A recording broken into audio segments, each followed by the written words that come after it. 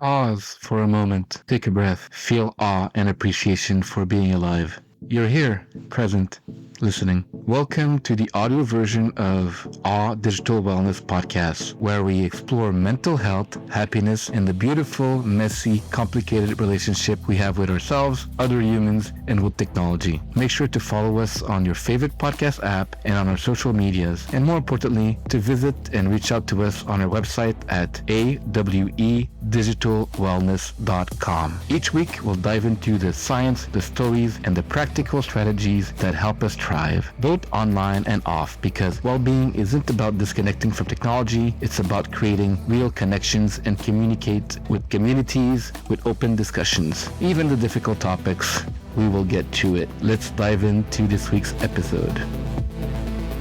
Welcome to the AWE Digital Wellness Podcast. And today we have special guest, Phil Ritter, Director of Flow Neuroscience, based in Sweden, the company, but Phil is in the Germany, Switzerland, and Austria region, and the products are worldwide. What are you guys doing? I heard you're helping people that are depressed. Isn't that a good thing? Yes, that is a good thing. Thank you for having me. Yeah, what Flow is we are a pretty revolutionary piece of technology that is operating within the UK as well as the EU and in the Americas as a at-home depression treatment, which uses TDCS as a technology to essentially treat depression at home. And this is all backed by studies. I'm going to stop you for the audience. First of all, happy Halloween, everyone. This month, Friday. Halloween. Phil is not related to me for anybody who's asking. Not my long lost brother, but we are just friends who happen to have the same name. Maybe we're related, but I don't know. So TDCS, right? So I know that it's transcranial direct Stimulation. cranium stimulation, but to the audience, maybe they don't even know what that is. So this is a TDCS, right? This is why I'm wearing this.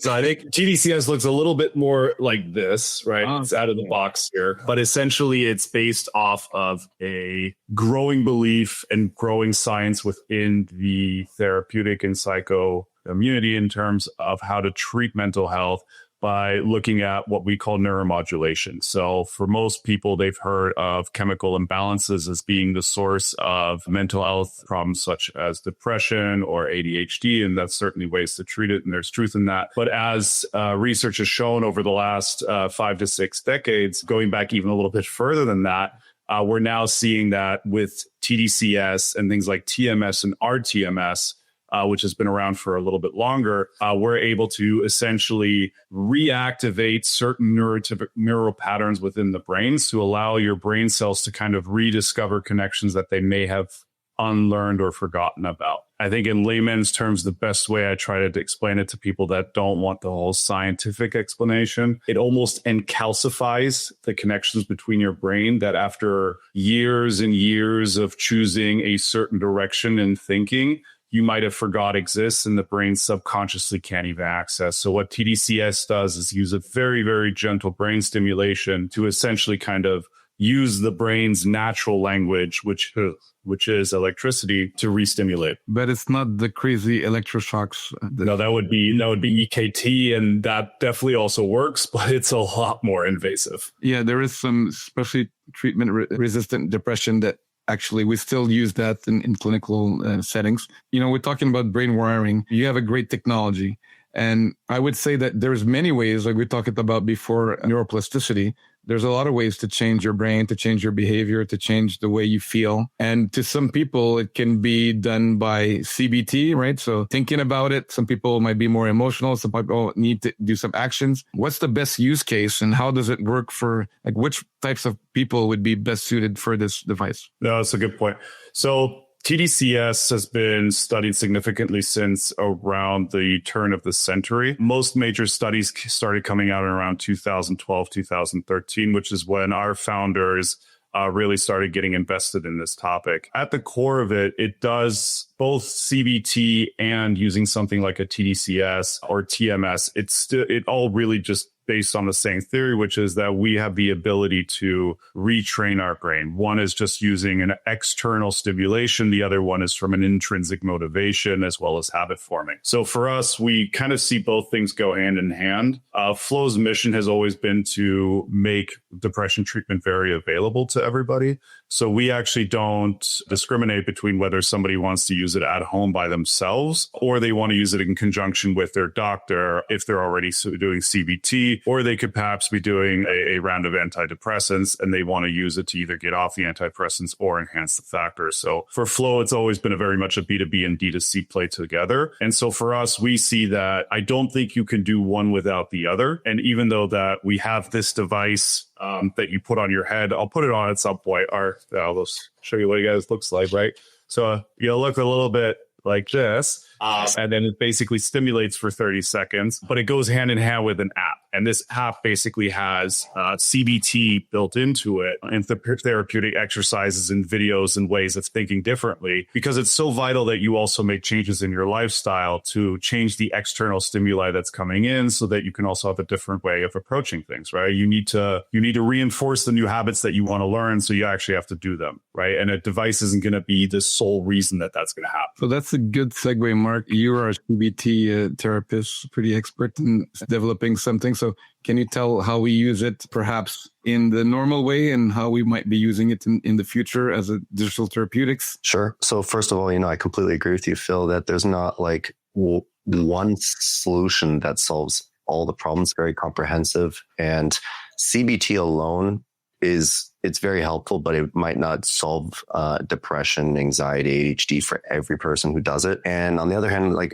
agree with what you said, that perhaps you just using the device by itself is not going to simply cure the depression either, but it's really a combination approach. People say traditionally that the high succession rate for ameliorating depression in studies is a combination of CBT and SSRIs. And I think perhaps slowly you're seeing these devices, starting to take over the role that SSRIs once occupied.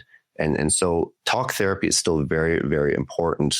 But in the age of technology, it can be difficult for a person to find access to a therapist, affordable therapist, getting a therapist to be in person with you. And so there are technological solutions, but again, we want to make sure that we're not aggravating the problem by further isolating people and further causing them to fall into these bad habits. Like you said, a lot of depression, this might be something controversial, is that mostly a result of negative habits, either negative thought patterns or negative behaviors that people engage in, and that people sometimes are unconsciously keeping themselves in. And perhaps, this is where the device, that Flow's developing, can not recalcify, but decalcify a lot of these neural pathways that will make it easier to change behavior. You can do this too with CBT. It might just take longer, right? If you just do CBT alone, if you see a therapist 1 hour a week for, 2 years, 3 years, you can achieve that result. It's like meditation or Xanax,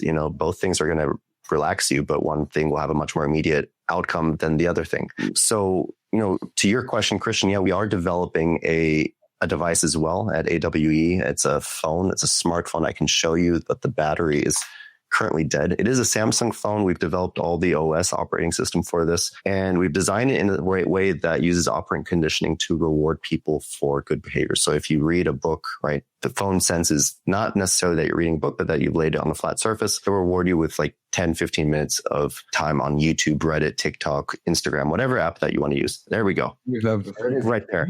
No, devices can be used but the ultimate outcome is to influence behavior in some way and to change habits and to perhaps change a lot of the way that we interpret certain events in our life. Like girl dumping you, really heartbreaking, but somebody who's been dumped 10 times, it can also be really heartbreaking, but perhaps they've developed some, tolerance to that.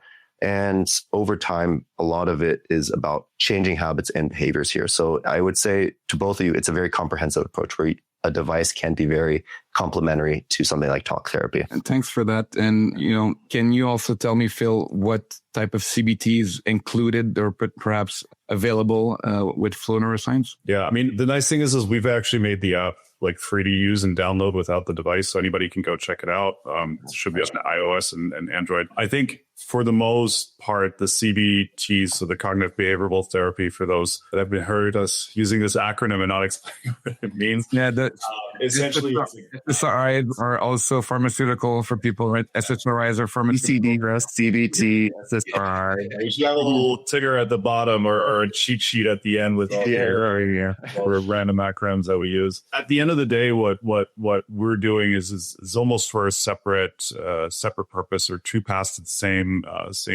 end goal. What we find is that we specialize. So again, I think with depression and other mental health, but let's focus on depression for the moment. It's this is done by your prefrontal cortex, right? We know this, the executive center, right? But it also controls things, and also is noticeable when you have things like anxiety or ADHD. It's motivation, it's your sleep quality, and all of these things work in harmony together to improve your overall well-being and your ability to execute on what you want to do. So with CBT is phenomenal for making you aware of what sleep patterns am I having, right? There's also connected devices that come into play in this form, but it just makes you aware of, okay, am I going to bed at 1 o'clock every morning, right? Am I not going to bed before midnight? When am I waking up? How's my eating habits doing? So these are things that are part of becoming a healthy and balanced human. However, it's lots of times with depressed people, especially once you start getting into those moderate and severe depression scalas, what ends up happening is they're just unable, you hear it the most, they're unable to make that first big change. And so you hear a lot of times that depressed people will say, like, you know, I just can't get out of bed, or I find it so hard to answer a phone. And a moderate and mild might just be, you know what, I have a really hard time answering friends when they write me on WhatsApp for whatever reason, right? So for us, we see flow as the neuromodulation portion of it really helps people kind of rediscover those neural pathways. It allows them to take the first steps, and then it manifests itself, because once they start going and then they clean the kitchen for the first time, they're like, wow, I have this in me. And of course, now you've done a positive association with something that you've done, which you probably haven't felt in a while. And that releases dopamine again. And so you're starting to build little feedback loops, but in a positive sense, right? And I think it was the author, was it Raphael Taylor or something, who wrote the book around nudging, and how we all need to learn how to be a little bit better in nudging into the positive sense, and using these dark patterns that exist to kind of go into a negative light by using them in a positive sense, right? Well, that's something that you can do sometimes with talk therapy or coaching. Sometimes it's disabled by something, right? So drugs can be a solution. This seems a bit less invasive than ingesting things in your body. It just tickles your brain with a little electricity. Sounds cool. I'm wondering. Yeah, I should clarify that we've treated over 50,000 patients at this point, right? It's used by the NHS in the UK, because I do know that new technology like this, it does sound crazy, and I'll be the first to admit that I thought it sounded very crazy when I first heard about it as well. But it is being used by the NHS. We've got around 1,800 clinics that are actually using it, a couple thousand doctors. The worst side effects that we get are usually kind of just a little bit of skin irritation or a mild headache, which if you compare that to SSRIs, is I think anybody who's ever taken antidepressants would rather have a little bit of a headache than the side effects that come with SSRIs. Well, we talked about, and yes, I'm aware of this technology for a long time. It's actually old and next generation technology. It's been used, it's been clinically approved. You have a class 2A medical license, right? Oh yeah, those are actually working, safe device. To look at worse alternative, maybe chemical is, we talked about electric shot for treatment resistant, but I was in a conference a couple months ago where there was a researcher from New York. They had 12 clinical clients, a new technology, which is a deep brain electrode. But those were people that had 6 to 7 years of untreatable or treatment-resistant depression. And so that's a little bit more invasive than what you just put on your head, I think, right? So they put it deeply in your brain, as it's called. But it is also technology that works for the worst and worst case. You want to prevent it, you want to help it, you want to make it as easy as possible, but there's some case that you really need some invasive devices. And the patient that hadn't been smiling or happy for years, out of the 12 patients, I think 11 were super happy and the other one was good and still alive. So yeah, just people saying I was never happy for years, and then technology enabled, even though it's invasive, in some case, it can be helpful for the population that need it, right? Yeah, I think for the most part, I think it's just, as we're talking about all these various different treatments, I just wanted to make it very clear that I don't think that there's one very good one or the only one. I think for everybody out there and anybody who feels depressed and is watching this or thinks that they might be dealing with depression, it could be mild, right? Mild is fine. People have mild depressions. You don't need to be ashamed of it. It's like a sprained ankle. You're still going to go to the doctor for it. As these levels go up and down, you may also feel the need to have certain therapies, which may be a little bit more intense or less intense. But it doesn't matter. It doesn't mean that one is better than the other in the end. I do think that at the end of the day, people should seek help in the first and foremost, and then take a look at what's out there and do try the ththings that are the easiest. And I think CBT, any therapist will tell you, should be part of that. And everything else is listen to your doctor or also see what's out there for you that makes sense. So I just, at this point, I think we should just also make sure that anybody listening understands that the first and most important thing is to open up, seek help, and be open to help. Thanks, Phil. That's a very important point. And talking about CBT, we are also going to be presenting a CBT-based model, AI model. AWE will be presenting a 12-minute talk at the Canadian Psychological Association in November. Oh, wow. And we'll be also at the Society for Neuroscience in San Diego in November as well. So cool. If you guys are around, you want to see some cool CBT with AI. What do you think about AI, Phil? I know you're not a proponent of AI in general, but we're trying to use AI in tech for good, and we're really using the algorithms to do what Mark said right now. Between the sessions of CBT, there's people that are seeing a therapist 1 hour every week. What can you do in between? And we always want to have the human component, and never say to people, use AI as a therapist. That's not the idea. My gripe with AI is mostly that it's mismarketed and it's not the right name for it. It is not artificial intelligence. It's a large language model that's just gotten a lot better than the large language models that we've had before. And so what LLMs do is they do find or try to find the perfect response, the perfectly average response or median response to essentially the question that's being asked. So if you are somebody who has a good understanding of a topic, I think AI could be extremely strong in helping you figure out kind of the nitty gritty and being able to judge whether or not an answer is good or not, right? So I think their AI can play a very powerful tool, especially in the clinician's hands, where they can use it to aggregate data and basically be able to call out if they see anything that's looking a little bit odd, because we do know AI makes mistakes. I think as long as you have human control and safeguards in place, I think AI can be really, really valuable. It is a pattern identification tool. It's very strong for that, right? So let's use it for that in terms of analysis and determining if there's any sort of signal. So as we start getting into a more connected world where everybody's wearing their wearables, I've Apple watches or Pixel watches or whatever. Samsung's got Galaxy. Yeah, I'm doing a lot of branding for them here. Or the Oura Ring is really popular here in Germany, for example. The Whoop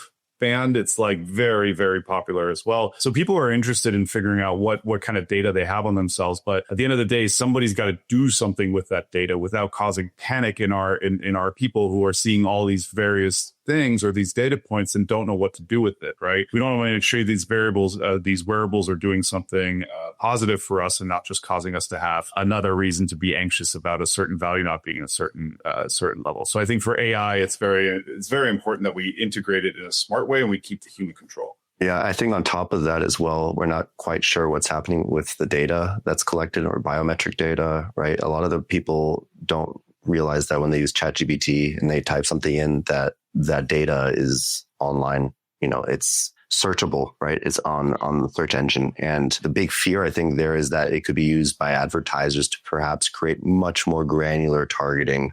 If they know exactly what hours you're sleeping based on a Oura Ring device that you're wearing, or your REM cycles or whatever, they can use extremely biometric data to basically know much more about you than you essentially know about yourself, and be able to market products to you that you perhaps don't want in the first place. I think that's a fear that some people have. Yeah, you bring up an excellent point, and that would be I think we'd all be very upset if our insurances were starting to track what our sleep schedules were we're like. And if we're not getting the right amount of sleep, which everyone has said, most doctors will agree is one of the number one causes for ailments and age. If we're not getting the right amount of sleep, our premiums go up. But I do think I would be welcome if they had an integration with my fitness app and they said, oh, well, Phil's going to the gym 5 times a week. Let's bring that premium down a little bit, right? Let's give them a little something back. So I think we need to see how businesses can use this in a positive sense, in an ethical sense. But we all know on this call, and I think most people watching here, that most insurance companies will probably not be so eager to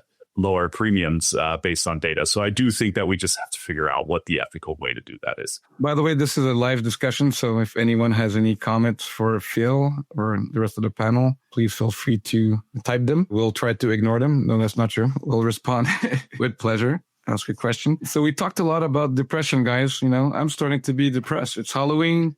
It's Friday. Can we talk about something else? You know, let's switch a bit the topic and say, well, we're talking about the brain, right? The brain is a beautiful thing, and the brain has pathways. So we talked about our company's awe, right? We can create awe moments, and your brain can actually learn to have more awe in every day, right? So one of the things that we do is digital resets, and it helps reset your brain, right? And that's not talk therapy. It's just, get on a call with Mark that's going to massage your mind with his words and tell you good stories for 25 minutes and then make you feel awe, right? What would be that alternative in terms of, what can flow neuroscience do for people that want to have better experience? Or, we talked about what we do is mainly looking and reminding people that they're addicted a little bit or a lot to technology, or that they may be, or use technology more intentionally. But those things are very addicted, right? So porn use, social media use, gambling, all those things. So that's kind of an addiction that, we know the regions of the brain, nucleus accumbens and all that stuff. We want body audience.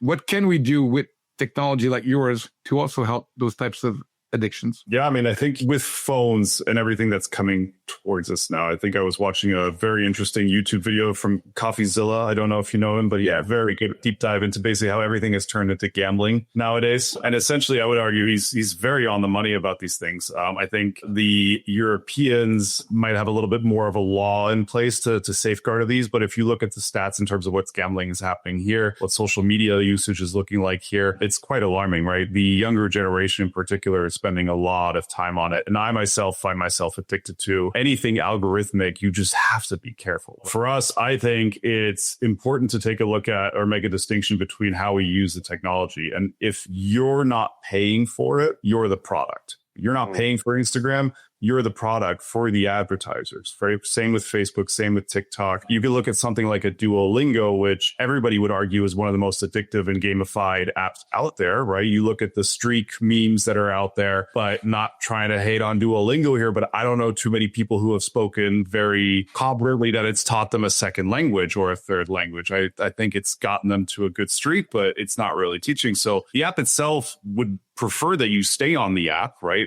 More advertising dollars, more engagement, buy for the premiums. So I think that if you keep that in mind and you can have a healthy understanding that if you are being engaged and if you are giving your time to something and you are not receiving anything in return for that, except for maybe a little dopamine boost, then you're the product. So you need to be on your toes and you need to recognize these patterns, because like anybody will tell you, Apple, Tinder, it's Match Group, right? They're the ones. These guys have armies of UX designers. And those are the people. Like, you have to understand that every time you open this app, it's like 15 of them versus you. 15 of them have designed every little thing to make it as addicting as possible, to get you the maximum amount of engagement, to keep you on. And it's just you. And so things that you guys, for example, the Awe app or the Awe phone that you guys are doing, and your general approach to the whole thing is to basically be kind of cognizant of what's going on, first off. And second of all, is equipping you to start fighting back in a way that, kind of evens the playing field. It's 10 against 1. What are you going to do?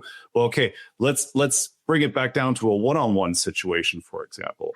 And especially with things like Flow, it does, like I said, it's all about the executive center. But most people, I'll be the first to admit it, I use this thing because I, first of all, like the way that it works on the ADHD side of things. So there's certain symptoms that also are surrounding depression, which is like concentration, anxiety, mood, emotionale teilhabe. What is that in English? Like emotional commitment, I guess, or emotional kind of being there, being in the moment. And I have to make it clear that Flow is right now is a designated depression treatment However, those symptoms that hang out on the outside of depression, like the ones that I just mentioned, those are also positively impacted. And as any therapist will tell you, is that those questions and taking a look at how your concentration and sleep and anxiety levels are, those are included in the MADRS scala, which is what a therapist will use to determine whether or not you have severe, moderate, or mild depression, right? So we track these things and we can see that the folks that are using Flow are seeing major gains there. And so for us, what we see is that it does give you, especially we talk about patterns, if you're just so far into the scrolling or doom scrolling or habit forming every time you pick up the phone, Flow could give you that nudge that you need to basically be like, oh, I remember a time when I didn't find YouTube that interesting to scroll through. I thought it was more interesting to see what's outside or what my friends were doing and having those conversations. And if you ask me, I think we're going to see a large shift, in large part thanks to AI kind of taking over the internet as we know it, of people seeking those connections. I think you guys are going to give them the tools to do that. So I think this is kind of also the right time to have this conversation, because I think people are going to want to find the real connections again offline. Well, thanks, Phil. And I think like we said, the first thing is realize that, your mental health is at stake, right? I always explain to people, we talked about, going to the gym, right? So you get points from your insurance if you go to the gym, maybe, right? But do you get points if you take a digital reset? Because, right, you're preventing your mental health degrading every day with all the devices, all the stress, all the, high-paced life that we're living. And that's taking a toll on people's mental and physical health, right? Yeah. So, and I think the first thing is to realize that maybe you don't have, maybe it's mild, like you said, right? Maybe you don't have, and maybe it's fine. But, we always talked about the preventative approach, right? We don't want to be there when it's too late, because we know that, one of the number one killer in the world is suicide, right? So that's too late. You cannot help and prevent when you're there, right? So how can you find a way to proactively always nurture it, like your body, with good food, with good training, with good exercise, but for your mind, right? So you can have a device that helps you stimulate and knows where and how to stimulate, or we can have, a mix of all those things that are creating the same, holistic preventive approach to wellness, right? So thanks for doing your part in that, and Flow and neuroscience is part of our friends now, right? So there's so many tools that but I don't have the last name as you guys, so I'm sorry, but we'll figure it out. Maybe I'll ask to marry one of you, and then we'll all have the same last name. So just to come back to kind of the responsibility of tech, we talked about AI, right? So what can we do when we're creating technology? We all kind of share the same dream of using technology for good.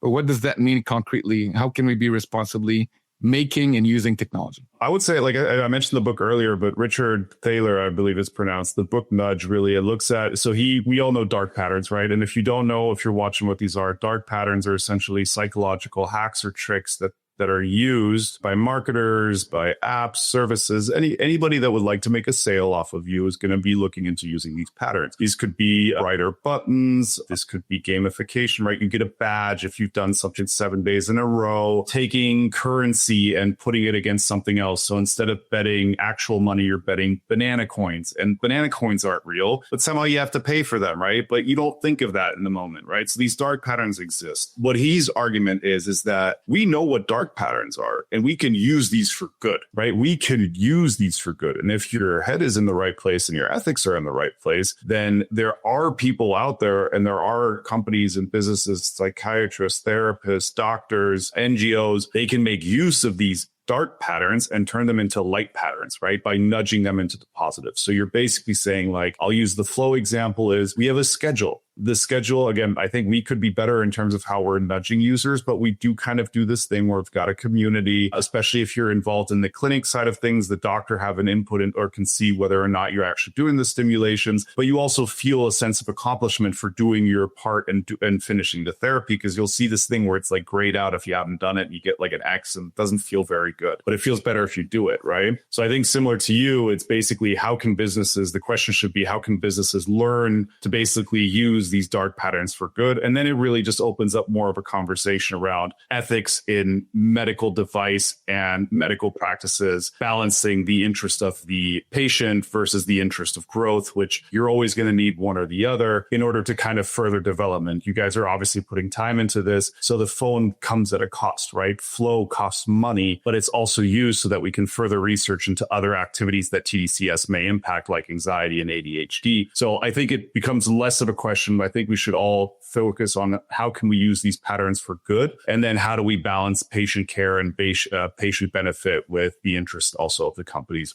need to grow, I would say. Excellent take, Phil. And we talk about two things, right? So psychology is the same for pretty much every human. Yes, you can be neurodivergent, but we have the same brain. And then technology, once it's out, it's kind of the same until you have a patent for many people. So how can you use the same psychology and same technology for good? Because you can use it for money or other purposes or attention or even worse.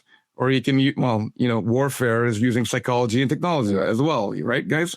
So, and how can you use those same things for good? Mark? I'm curious about why it's more common for businesses to use these dark patterns. Is it that there's a more immediate return there on their investment than perhaps using light patterns and in trying to encourage better behavior with a more delayed outcome, i.e. more delayed return on their investment? Why is it more common nowadays with the dark? I mean, I would assume that the negative bias is more common than the positive bias, right? So the positive bias exists, but normally it's only in the form of I'm more important than others. So I'm positive, not every day, but normally I think my life is more important than others, and I'm important in the world, which is not, unfortunately. Or fortunately, once you realize that, actually you're happier. But then the negativity bias is like survival, right? So, and then when you use that psychology against people, you're making them do things that they will react without using their prefrontal lobe cortex. They're using the amygdala pathways, the fear pathways. So that's why I think it's more. I mean, we can also introduce this right now. I mean, I think if you recognize what dark pattern, it's an education question. If you ask me, if we are able to teach what these dark patterns are, you can also teach people to use them for good, right? So we do this. I mean, your phone is based off of this. I know this, but in another example is, let's just say I'm not a morning person, right? Like I'm not a morning person. I've been trying to go to the gym in the morning. It's just not me. I'm having a hard time. So what do? If I wake up in the morning, and I go to the gym, that's the only time I'm allowed to have takeaway coffee. If I don't go to the gym in the morning, I have to have coffee I make at home. And my machine's not that great. So it's not like a fun time, right? So by doing this every time, you kind of like Pavlovian response mechanism yourself into doing the things that are good for you. And I think as long as you kind of can teach people that, we've done this with social media, has done a terrible job of this, because you're always comparing yourself to everybody else. But really what you should be comparing yourself to is Phil Mark from a day ago or a week ago. How are you faring now, right? Like, how is that going? So I think there is more of an educational piece really on and telling people this. And I think once they start seeing these patterns is like, okay, well, what does it really make you feel good? Do the likes on Instagram really fulfill that need? Or is it better if you're going to have a conversation with your grandma for the first time in like 2 weeks where you're actually listening? And after a while, I think you start recognizing where you really get your value from. And I'm sure there's an age component to it as well. We kind of age into also seeing what's important to us and having a moment of self-reflection, hopefully. But I do think that those are components of it. And I think that what you guys are doing or what Flo is doing or what, why psychiatrists are psychiatrists is to remind people that they do have the tools available. They might have just forgotten. Yeah. My fear here is that if you compare social media addiction to something like fast food, I would imagine that most people understand that fast food is unhealthy. Yet at a macro scale, most people still, well, not most people, but lots of people still go eat fast food despite knowing the consequences of it, with America being... It's like my camera died. Ronald McDonald shut it down right at where things are getting interesting. But I think even despite people being aware of the consequences of eating fast food, they still do it at a macro scale, that people's awareness does not influence their behavior because it's accessible, it's easy to go there, it's cheap for lots of people, and people might recognize like, oh yeah, social media is like, it's bad, waste my time. But like, I don't think they take it very seriously, and that it's reflected in their behavior. People use their phones on average 5 to 6 hours per day, and they're like, yeah, no, I could be doing something else. But they only, I think it's because the consequences, like with fast food, they're very long term, right? So it's like over the years, you'll see like, okay, all the opportunity cost of having stayed in on a Friday night on Tinder instead of going out to a bar and meeting somebody, as opposed to, oh, just an easy meal, going to McDonald's and I'm not worrying about it. You see these effects over time. And I think it's our human nature to immediately respond to immediate stimuli in our environment. And I think that's the big challenge here is right. Despite the awareness and the education that people still might just stay with the same behavior. Well, I think it's not real enough for them because they see everyone else doing it. It's also normalized, right? So, oh, my friend's on their phone. I'm on the phone. The guy on the street's on the phone. The guy's in the metro. The guy in the car is on the phone, almost going to get crashed and kill someone. But that's normal, right? Oh, no, you have laws that you cannot drive with the phone. Sure, now. But do people do? Yeah, you see them every day, right? And then you don't see them because they crash and die. I think I was talking to someone about the statistics of people dying from using their phone is more than drunk driving now. It's crazy, right? So, and then because it is like drinking, it's an addiction, right? But, people don't want to talk about it because they don't see the consequence, right? And we want to kind of give that awareness that, yeah, you might not see it until, you're crunched out and then, because of your neck and then your sleep pattern because of the blue light. And so there's physical dangers and then there's mental danger, which we talked about, right? So isolation, depression, anxiety, ADHD, ADD, all linked to use, even moderate use increase all those mildly, right? And excessive use, we know where that goes, right? Go ahead to say, like, to Mark's point, I think what we also can't forget is that we're not that long into this. Social media wasn't this bad. Like, sure, there was some problems, and I'm going to age myself here, but back in the MySpace days, your biggest headache was who was in your top 8. If you're too young to know what this is, just Google it.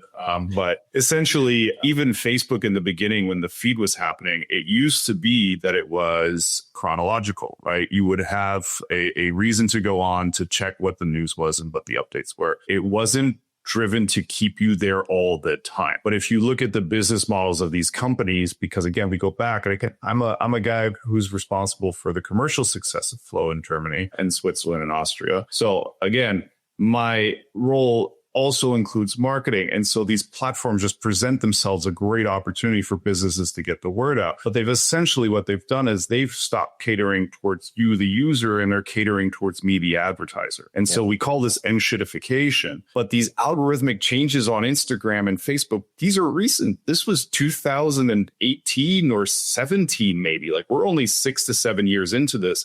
And now we're seeing the consequences, right? The study on this hasn't been enough, but we're seeing that the addiction patterns in social media are essentially the same addiction patterns that we see in mice when we give them sugar. We all know sugar is one of the most addictive things, right? We might as well just be injecting nicotine like straight into it. Because this is where, like, we used to take something which was fun. It was kind of, it did connect. It presented a room for collaboration and conversation and a sharing of ideas. And we've really morphed that into, okay, how can we create and give you the most amount of content? So Mark's going to sit there and scroll for hours and hours and hours, and it's just enough to keep you on, but you're not happy, right?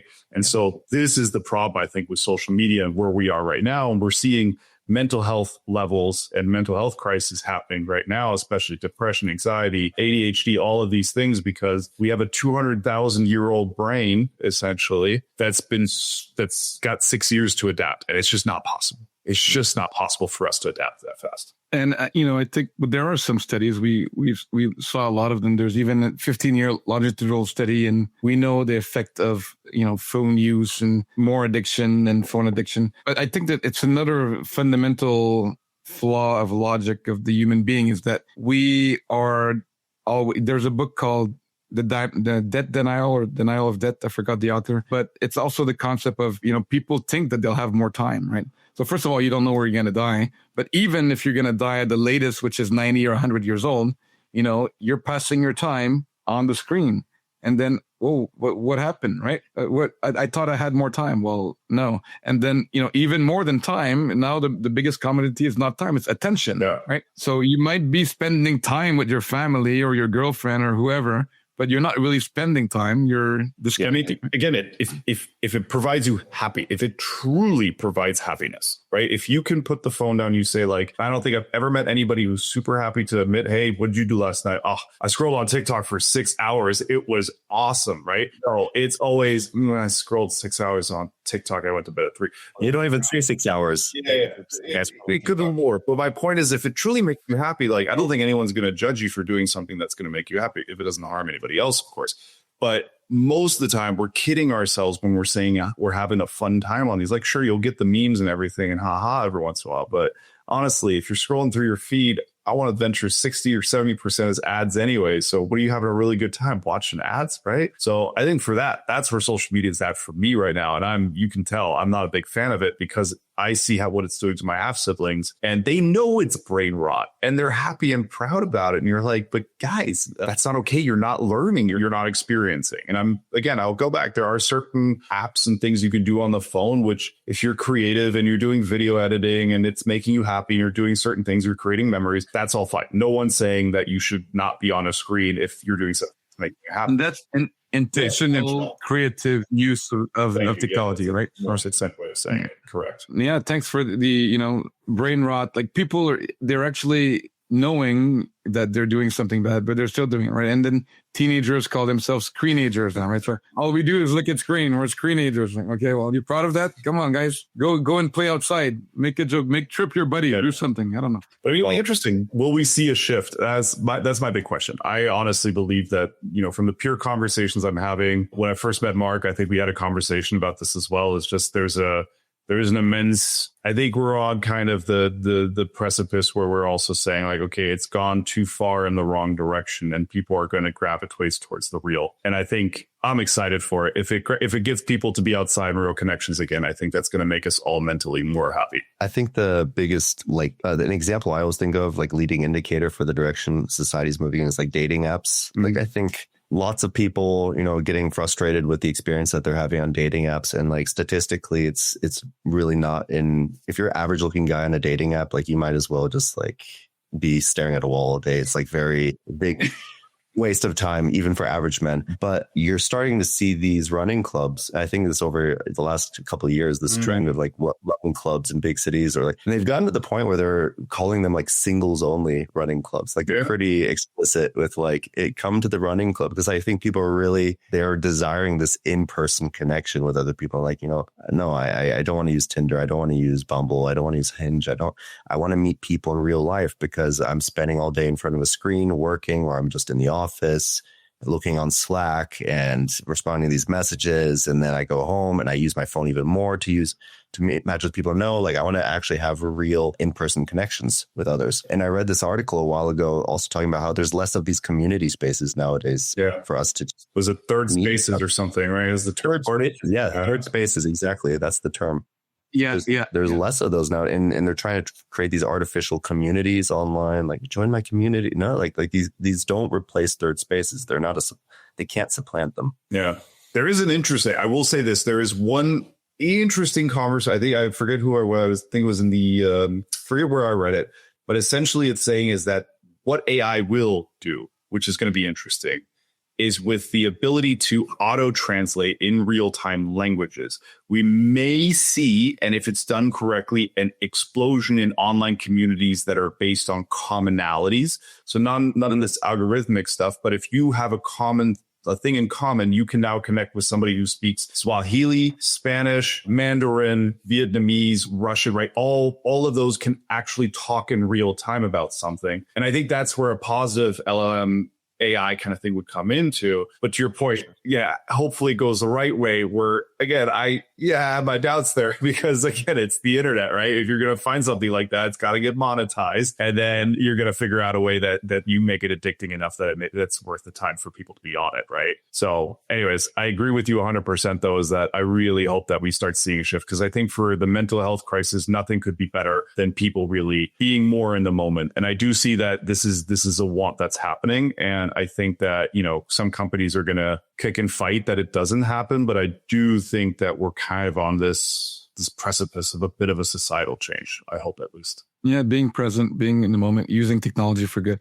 And that's a good example of creative ways to, use language model. Well, I've traveled a lot, so, it's been a long time where you can be in person and Google Translate with the voice and get some conversation with a stranger in a different language. But now online, is it going to be useful? There's also the probably some cultural aspects to it. That means that Duolingo will not be needed anymore, right? That's well, I mean, what counterpoint there is like, I mean, you guys have traveled quite a bit as well, and I mean, look on the faces of the countries that you go to. If you can say a simple sentence in their language, that's dopamine, right? Yeah. That's dopamine.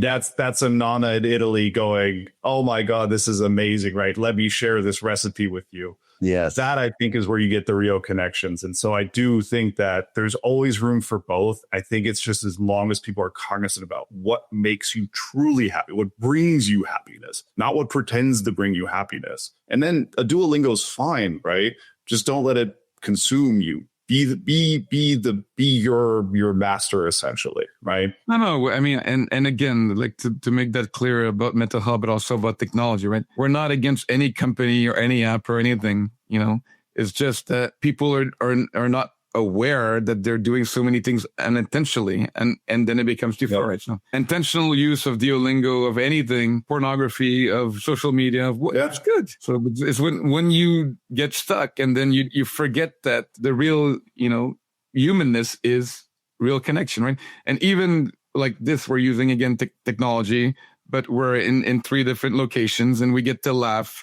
And, Mark and I had meetings before and we were in costumes because it's Halloween, and we made our marketing team laugh and our interview person laugh. And so like, even with technology, we can be present and do that. Right. So, and that's like the other thing is like the asynchronous versus the synchronous time. Right. So now we're sharing this together and there's also a live audience listening to us. Right. So we're creating a moment that is shared by people. When you're scrolling, it's someone who posted something, who wants to get likes. So you're going to scroll. People are not, they're not having this smile that we're having, right? Yeah, there's a lot of consequences to the online behavior, for sure. So I think we're coming close to the end of the time. Phil, is there anything, final notes that you wanted to share, from flow neuroscience or, things that people can do? I think my favorite point that you mentioned today is, people who are experiencing depression, it's so hard to go just from 0 to 1, just to build up momentum. And that's the most difficult point, is like the impetus, right? To even begin to improve. Because I think, I spoke to a client today about this, and he's worrying about something he had to fix with his RV outside, and he didn't feel like he could do it. And then he stayed up all night thinking about why he didn't fix the RV. And he's just constantly stuck in this analysis paralysis, right? So I think millions of people are in a similar situation where they're just trying to find some sort of momentum, right? They're trying to go from 0 to 1. And I think, things like flow can definitely help with that. Yeah. I mean, this is going to sound a little sales pitchy, so I apologize in advance, but I do think that the technology is a myth. I'll be the first to admit, I think there's a stigma around depression. And back in February, I was just going through it, right? I had tendonitis develop in my Achilles, and I'm a big fitness guy, but running was always the outlet, right? You throw on some good old trance or drum and bass, and I could run for an hour, clear my head. It really, that was what made me happy. Once I couldn't start running anymore, I couldn't run anymore. It was just all downhill, right? There was no coming out of it. And my wife, being as supportive as she was, just go to the gym, find this, try swimming, try this. People just aren't equipped really to understand depression, like, unless you've gone through it. And I think that's the big thing, is that if you got an ACL tear, you broke your arm or whatever, I feel like most people are equipped to kind of help you and say things that'll make you feel good. Like, oh, you'll be fine. You're going to be out of it. I've had this. I've done this, right? There's a relationship aspect. It's not like an anti-stigmatization aspect of it. So I think with depression, we're still, anxiety, I would put in there. ADHD is definitely not as stigmatized anymore. Depression is definitely one of the more stigmatized, but statistically speaking, it's 1 out of 10 people, right? In some countries, it's 2 out of 10. So you get a room of 10 people, like a fifth of those people are depressed. So again, it's more common than you think. It's not the end of the world. If you're mild, moderate, severe, there's treatments and there's help for all of those. And if you're interested in flow, like I said, we have a extremely generous return policy, which allows you to see whether it works in the first 3 weeks. This is also part of this neuromodulation thing that we have. But essentially, we've tried to do it the most ethical way possible to try to get depression treatment into as many hands as possible, to allow people to do it at home without medication. And if they're doing it with a doctor or under in a clinic, it's still possible they can work together with their doctor to do it. And I think the main message here, to leave it on a high note, is that there is light at the end of the tunnel. You can get past it, right? You can figure out, you will find a zest for life, but you do have to take the first step is the hardest, but then you start training yourself to see that all the success that you've made, if I look at where I was in February to where I am now, different person. And those are the stories that you have ever. And it's not just me. I can't tell you who our clientele is, but there's some big names in there. Wink, wink. But anyways, like we're talking like athletes and actors, right? Like these people are seeking the help. We've made it accessible. So just because you like it's, if they can take the help, or if they can admit that they're going through this, I think you can for yourself as well. Well, I really wish that people who think that they need it get, what type of help they can seek, admit, start to, it's not like really remove the stigma, right? We talked about depression being a stigma. Addiction is another big stigma, as we know, right? But no more stigma, guys. No judgment. Just to try to be healthier, mental health. And we have solutions. Thanks, Phil, for bringing this to our attention, that there are some futuristic looking or old solutions that make people happier and less depressed. And you said that it might sound selfish. It didn't. It actually sounded like it's true and people can have some help. But talking about pitching, anyone that's a baseball fan, I think it's tonight, the World Series, that Toronto might win it. So anyone that beat the Dodgers. I lived in LA too long. Any parting words, Mark? Phil, thank you so much for doing this with us. It was a pleasure. It's always insightful whenever I get a chance to speak with you. Tell us quickly, where can people find out more about Flow and what Flow's doing? Yeah, sure. Flowneuroscience.com for most of the English-speaking world. Flowneuroscience.de for DACH. Everything's on there. We have the doctor portal. If you're a doctor or clinician interested in using this in your practice, there is a doctor link as well at the top that you can get information on how you can integrate it into your treatment. But thanks for having me, guys. It was really great. I hope we can do it again sometime. Absolutely. Dankeschön, Phil. Danke. Happy Halloween, everyone. See you next time. Bye, Thanks guys. for joining. Have a great day. Thanks for listening, and we'll be back next week for more awe and awesome conversations. Make sure to follow us and comment on your thoughts on this week's topic. I'm your happiness expert and co-host, Christian Dominic. Please find and reach out to us directly and visit our website at awedigitalwellness.com. See you next time. Thanks for your curiosity. Looking forward to your comments, and keep on smiling.